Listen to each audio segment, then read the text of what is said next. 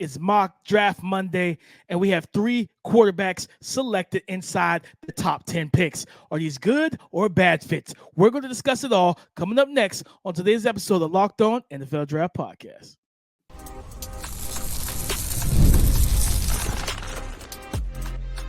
You are Locked On NFL Draft, your daily podcast covering the NFL Draft. Part of the Locked On Podcast Network, your team every day. What's up, Locked On family? Welcome back to the Locked On NFL Draft Podcast, your daily podcast covering your favorite draft prospects, part of the Locked On Podcast Network, your team every day. I'm your boy, Damian Parson. You can find and follow me on X at DP_NFL. I'm a senior draft analyst, and thank you for making Locked On NFL Draft your first listen today and every day. Shout out for being our everydayers. You know, I got to kick the intro to Mr. LSU himself, Keith Sanchez. You can find and follow him on X at The Talent Code. You talk to him, baby. What's up, Locked On family? Let's get locked in. This is Keith Sanchez, the other side to this dynamic duo that we like to call the Locked On NFL Draft Podcast. I want to start the podcast off by saying shout out to our everydayers. Thank you for tapping in with us each and every single day. DP, this is not just any Monday, man. This is a mock draft Monday, so we about to get excited up in here, man. We have 3 quarterbacks going in the top 10. Then there's a defensive run. Yes, we told you that this is a heavy defensive draft class, DP, especially the top of it. And then we have 2 running backs in the first round of this mock draft. So you know myself, you know Mr. Damian Parson. We're both excited to talk about this, DP. Before we get started, man, why don't you hit him with our title sponsor? Today's episode is brought to you by FanDuel. Now through September 22nd, all FanDuel customers can bet $5 and get a 3-week free trial of NFL Sunday Ticket from YouTube and YouTube TV. Visit FanDuel.com/locked-on to get started. Guys, mock draft Monday. We got the mock draft from the 33rd team from a few days ago. And you already know how we do it. Picks 1 through 10, 11 through 20, and 21 through 32. Let's get it started. At number 1, the first overall pick, the New York Giants select Shedeur Sanders, quarterback out of Colorado. With the second overall pick, the New England Patriots select Travis Hunter, wide receiver / cornerback out of Colorado. With the third overall pick, the Carolina Panthers select Luther Burton III, wide receiver out of Missouri. With the fourth overall pick, the Denver Broncos select Will Johnson, cornerback out of Michigan. With the 5th overall pick, the Tennessee Titans select James Pierce, edge rusher from Tennessee. With the 6th overall pick, the Washington Commanders select Abdul Carter, edge rusher from Penn State. With the 7th overall pick, the Las Vegas Raiders select Carson Beck, quarterback out of Georgia. With the 8th overall pick, the Arizona Cardinals select Nick Scouton, edge rusher from Texas A&M. With the 9th overall pick, the Los Angeles Chargers select Tatora McMillan, wide receiver from Arizona. And with the 10th overall pick, the New Orleans Saints select Jalen Milroe, quarterback out of Alabama. Keith, I know where we're going to start here because we're going to hit this is a really good top 10, but we got to talk these quarterbacks.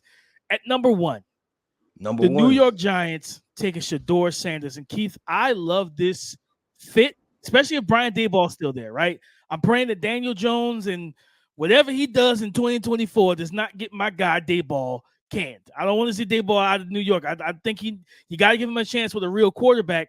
And I think putting him with Shedeur Sanders, you have Tyrone Tracy, you have Eric Gray as a young backfield, Theo Johnson as a young tight end, Jalen Hyatt, Wan'Dale Robinson, and Malik Neighbors, who looks as good as advertised from the preseason this past weekend. His second preseason game, putting Shedeur Sanders in this offense, man, could really elevate them and that passing attack. No, I agree with that 100%, DP. And guess what? Coming off of the preseason game, was that yesterday, 2 days ago? They're going to need a quarterback. With Daniel Jones threw 2 interceptions, DP, and when one of them was a pick 6, right? Like, you just and so when we get to this mock draft and I look at it, I'm like, yeah, this is about right? That like we have to look at this situation with DP. I want to go to another team, drafted a quarterback, right? That's the Las Vegas Raiders drafting Carson Beck. And we were just texting about this, a few hours ago, a couple of days ago, even before we even seen the mock draft, right? And it was just like, yeah, because I mean, we watched Gardner Minshew in the preseason game. We watched Aiden O'Connell, right? Like, you can't say that either situation was a good situation. Like, able to draft a quarterback, right? Like, they've strategically placed themselves, and I can't understand from a draft perspective why wouldn't you try to get a quarterback earlier on in the draft, right? Like what they should have did in 2024. They decided to go with this situation, and my early feelings about it is that it's not going to be great, right? It's just not going to be a good situation. So I like Carson Beck there. You would just hope, DP, looking at this, you have Michael Mayer, you have Brock Bowers. Those are two parts of your offense that you know is pretty much going to be there, right? Because they're young guys. But the big fish, Devontae Adams, DP, you don't know if he's going to be there, right? At the end of the day, like you might trade him, and this may be a total overhaul as far as this wide receiver room and what they're going to do. Yeah, that's going to be the conundrum they're going to put themselves in with walking into 2024 with Gardner Minshew and Aiden O'Connell, two at best average quarterbacks. And we saw, if you watch the wide receiver series on Netflix, we saw how pissed off Devontae Adams was with Jimmy Garoppolo, and to where he signed off on Aiden playing, but Aiden hasn't looked good, and neither has Gardner Minshew. So it's like, all right, that was a risky situation. So yeah, we get to week 8, week 9, whenever the trade deadline is, and it's like, all right, how many teams are calling the Las Vegas Raiders and they're sub 500 and Devontae Adams is upset? And how many teams are calling and say, listen, we'll give you a second-round pick for Devontae Adams? I can tell you right now, I know one team's probably going to be the New York Jets, as long as Aaron Rodgers is still healthy. You know what I mean? The Jets are absolutely going to call, like, what do you need for Devontae Adams so we can go ahead and make this push to not just take the AFC East, but be one of the top 3 seeds in the AFC altogether. So, no, I like this fit. This team wants to run the ball. And like I said, if Adams is traded, that does mean the tides will change, and that the cornerstone of this passing attack is going to funnel through those tight ends. You got Jacoby Myers, who I really like, and then Trey Tucker, the explosive second-year receiver. We saw him down at the Senior Bowl in 2023. This young man can play, and he can stretch the defense, but they will be lacking a true number 1 guy. So I think Carson Beck will be a good fit there, especially for that play action pass type of offense and everything. And then you just look to find him that guy. But we're going to close this thing out with the 10th overall pick. The New Orleans Saints in your neck of the woods selecting Jalen Milroe, quarterback out of Alabama. And we already got one of our guys there, and Spencer Rattler, right? If what this will tell me is this, that they would, and I hope they will play out like this. Don't do, and I'm not calling Spencer Rattler Desmond Ridder, but don't do what the Falcons did in terms of, hey, we got this veteran quarterback. We're going to let him play the entire season or most of it. Give the rookie or young quarterback 4 games to audition. You kind of like what you see, ignore the quarterback position in the draft, and then be upset that, he didn't pan out the way you want him to. No, if Derek Carr is not getting it done by week 7, week 8, bench him, play Spencer Rattler, see what you have, assess it. Do you like it? Do you not like it? Do you see upside there? If not, then you pivot, and then you make a move like a Jalen Milroe. But I think Jalen Milroe, and Keith, you can attest to this, you did the deep dive on him, he's a vertical passer. He likes to push the ball down the field. Well, when you got Chris Olave and Rashid Shaheed, that makes it a little bit easier to attack defenses vertically with that type of speed.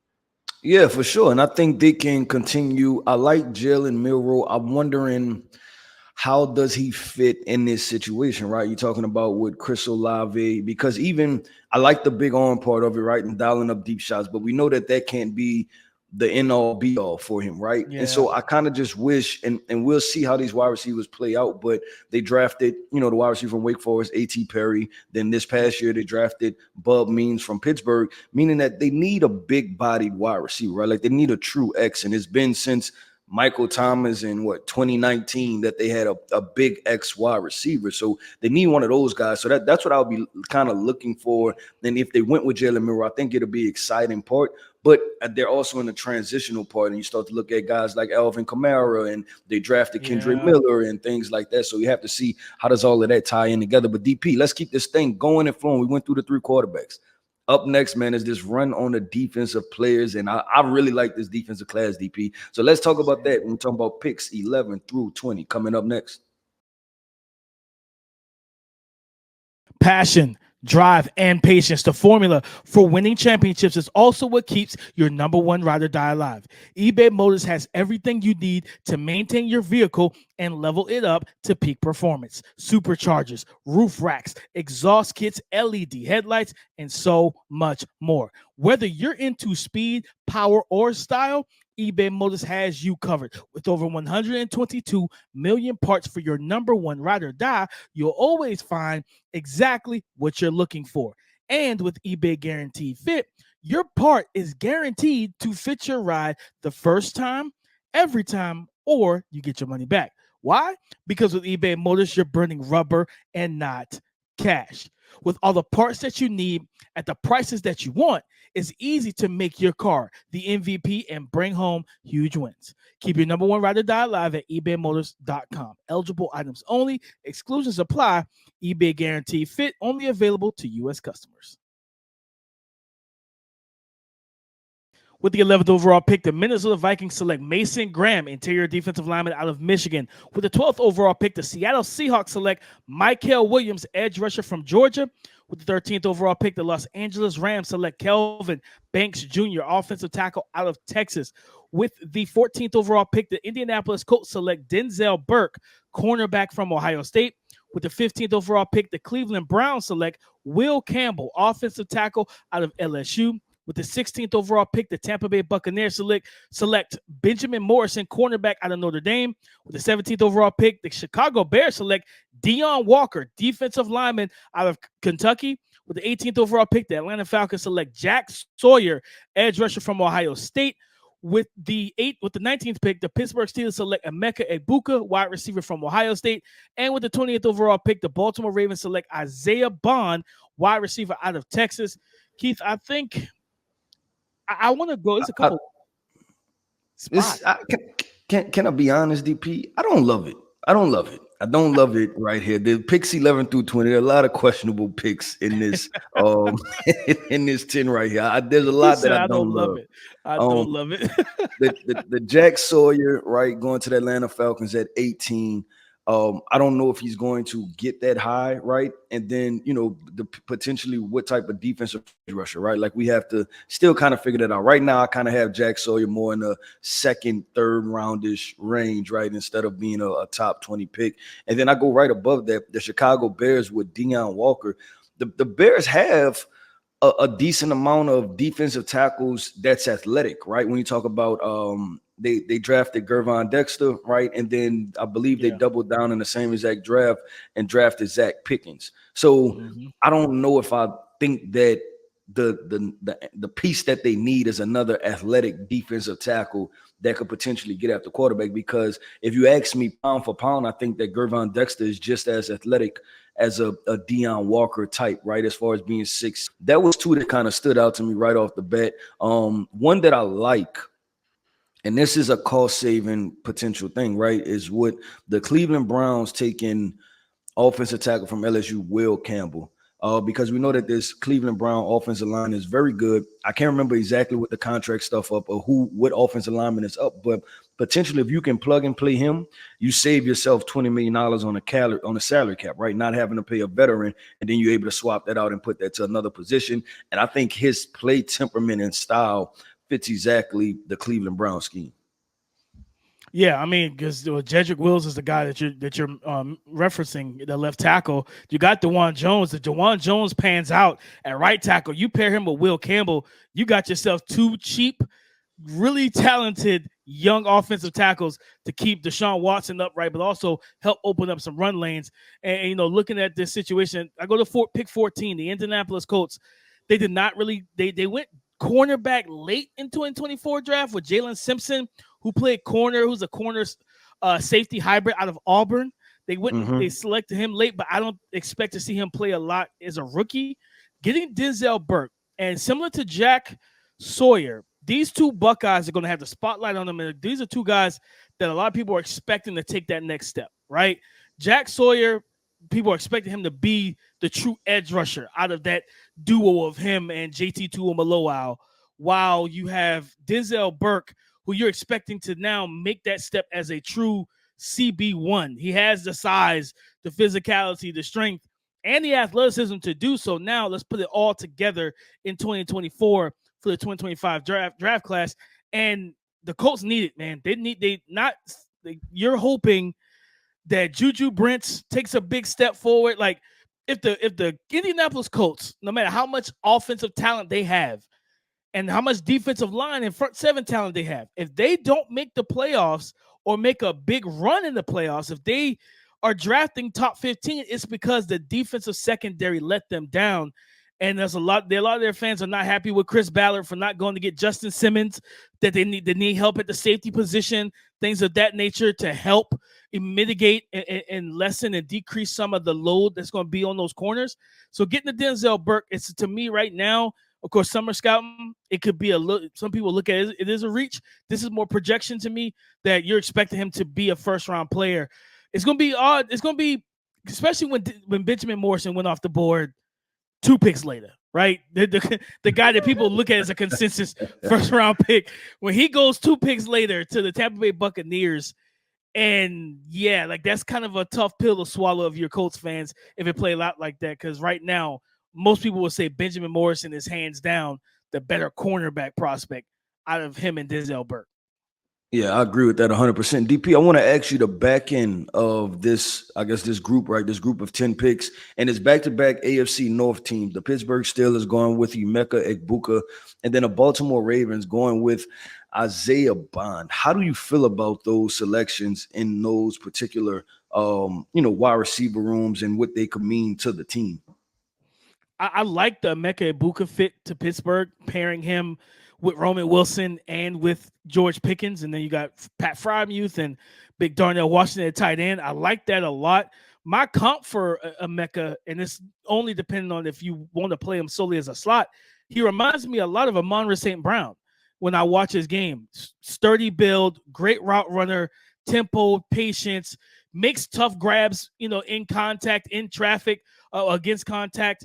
And the guy that you might feel like, hey, he's probably better in the slot, which is not a bad thing at all. I think putting him in this situation, because Emeka can play outside. Roman Wilson can play outside. George Pickens can dominate outside. We've seen it.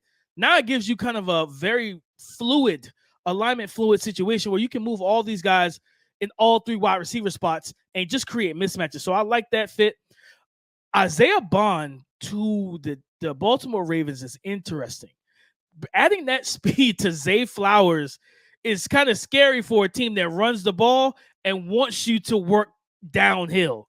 Because then when you're working downhill and you leave your corners on the island and you got 4-3, 4-2 type of speed running past them with no safety help or just one safety back, that's a nightmare and a recipe for disaster defensively.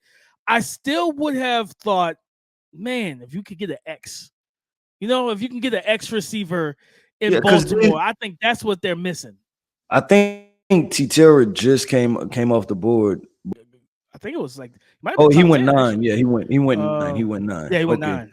Yeah, I agree with you there with the Ravens. I don't what Zay Flowers being there. I don't know if they need another smaller, shiftier guy, right? Like now you need an X wide receiver to give Lamar Jackson somebody with a wide catch radius, almost with the reason why you drafted Rashad Bateman, right? I think it's kind of just, it's not time to like cut ties with that, but it's time to transition on to, hey, we need somebody else to fill that role. And that's how 100%. I would look at that, right? Like who else is going to fill that role for me? No, 100%. Like I said, I just think an X receiver is such a big need for this offense, and the fact of we can run the ball, we got that jitterbug, that do-it-all receiver that is Zay Flowers. Isaiah Likely and Mark Andrews can be on the field at the same time, be big body, run after the catch, weapons. Bateman just hasn't been consistent, and to me doesn't have the chemistry or trust with Lamar Jackson. You need somebody that can win outside when teams want to press you and say, listen, that's fine. We can play bully ball on the outside in the passing game as well, not just with our run game. Yep, I agree 100% with DP. Let's keep this thing going, man. We are on to picks 21 through 32, where we have 2 running backs going in this group of picks right here as we wrap up this mock draft Monday. Coming up next, picks 21 through 32.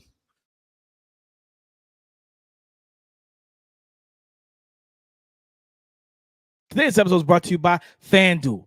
On this pod, you've heard us talk a lot about FanDuel, America's #1 sportsbook.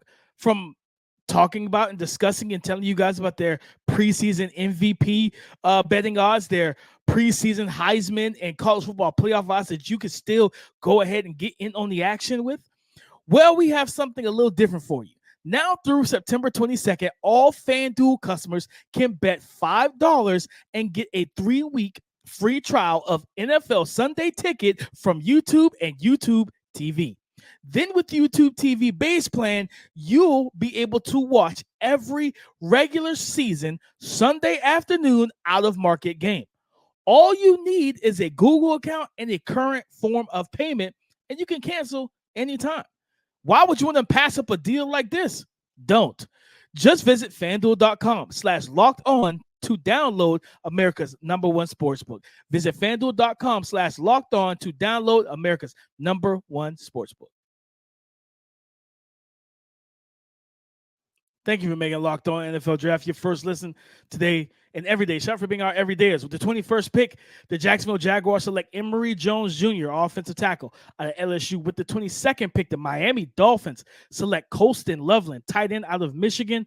With the 23rd pick, the Houston Texans select Malachi Starks, safety out of Georgia. With the 24th pick, the Dallas Cowboys select edge rusher out of Ohio State, JT Tuimoloau. With the 25th pick, the New York Jets select Quinn Ewers, quarterback out of Texas.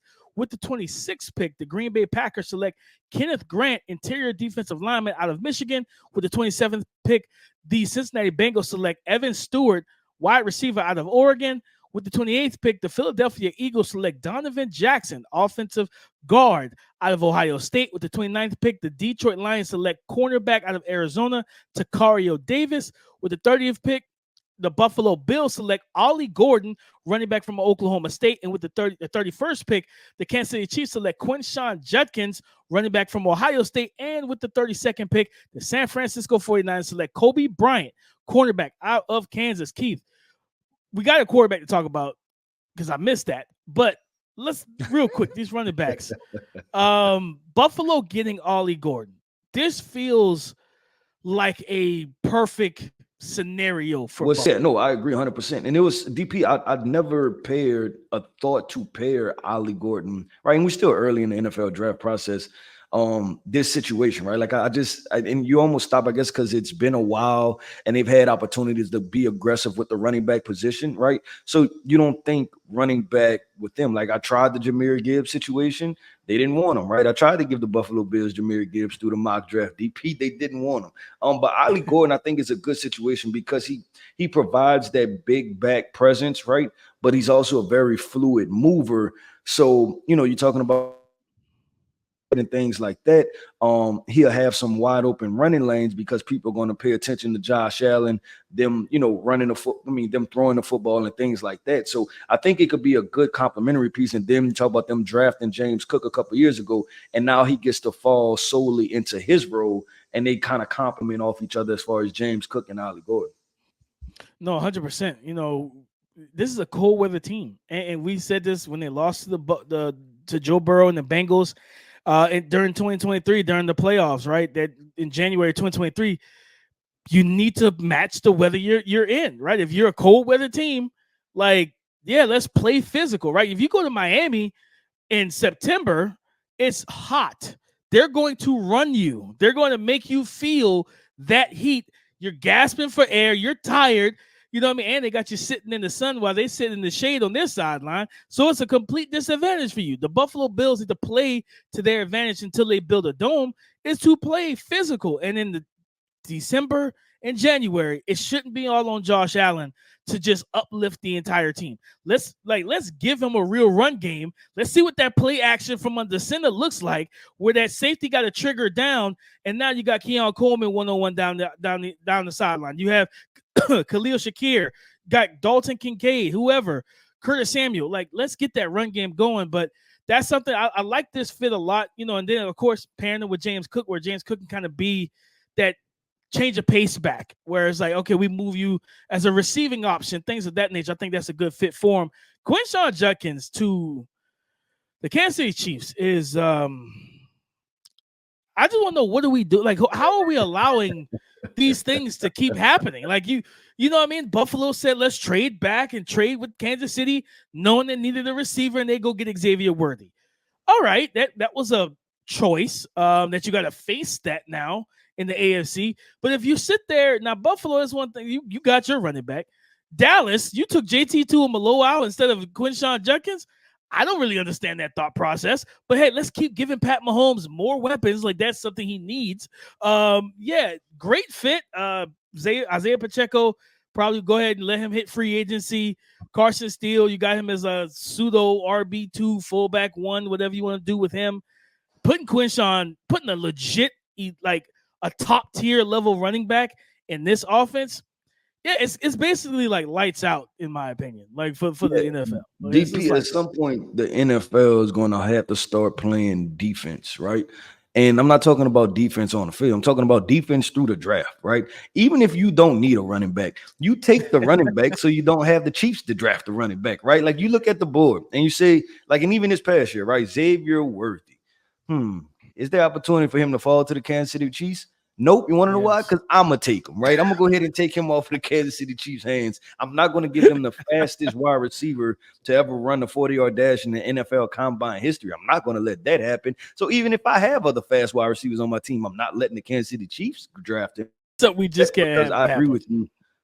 Yeah, you can't let it happen. I agree with you. They get Quinshon Judkins, and then now you're talking about a really balanced situation, and you talk about where did he start, right? I mean, Kareem Hunt, right? That's one of your comps for him. And where did Kareem Hunt start? With the Kansas City Chiefs. So, and he was a problem there. So, right out the gate too. First game of his rookie career, he destroyed the Patriots. I'll still never let that down because he was on my bench in fantasy. That's funny, but yeah, definitely it's not letting draft draft somebody that's going to go directly towards them being towards the top again, not trying to get Patrick Mahomes any more help. DP, one thing I did like, and I told you I watched my boy Mr. Colston Loveland, him going to the Miami Dolphins. I like that, another big body target for them, right? I think it's a good situation. They have the kind of shiftier wide receivers with Tyreek Hill and Jalen Waddle. Then you go get a big target for Tua Tagovailoa to operate the middle of the field. But also this guy's an athlete. He's up there running speed outs on cornerbacks, right? And he's running speed routes with outside leverage and still winning. And I was like, okay, this guy's kind of different. I'm saying he's a dude at the end of the day. So I think that's a really good situation. I think that version of what the Miami Dolphins did not turn out well, right? So I like the Colston Loveland pick, and then the last one will probably be DP. You're talking about one of the best secondaries. If the Houston Texans add Malachi Starks to what they're already doing with Derek Stingley and Kamari Lassiter and Jalen Petrie, right? You add a Malachi Starks to that, like a guy that could potentially be a top 5, top 7 safety in the entire NFL. It's like it's lights out. No, 100%. And I'm gonna go pick 25. New York Jets getting Quinn Ewers to replace Aaron Rodgers when it's time. I think that will be an underrated pick, because if Aaron Rodgers does play again in 2025, right, that means you get to sit Quinn for a year inside your offensive system. He gets to hold the clipboard. We know what Aaron Rodgers sitting behind Brett Favre, how it helped him, how Jordan Love sitting behind Aaron Rodgers helped him. Like, Quinn Ewers can come in, learn the offense, learn being a professional quarterback, and then watching one of the best ever to do it on the sideline, being in that meeting room, learning from him, but then walking into 2026 with Breece Hall, Braylon Allen, Garrett Wilson, maybe Devontae Adams if they pull off a trade, as we talked about earlier. Like, if you're Quinn Ewers, like, this would be a really good situation for you. Yep, I agree with DP. That wraps up another episode of Man of the Locked On NFL Draft Podcast, where it's not just any Monday. Today was Mock Draft Monday. I hope that y'all really enjoyed that show. And if you did, man, go ahead and hit that like button. Don't forget to comment and make sure you subscribe to the YouTube channel over at Locked On NFL Draft. I am Keith Sanchez. You can find me on X at The Talent Code. That right there is my guy, my co-host, Mr. Damian Parson. And you can find him on X at DP_NFL. And like we like to say, man, y'all come talk to us because we like to talk back.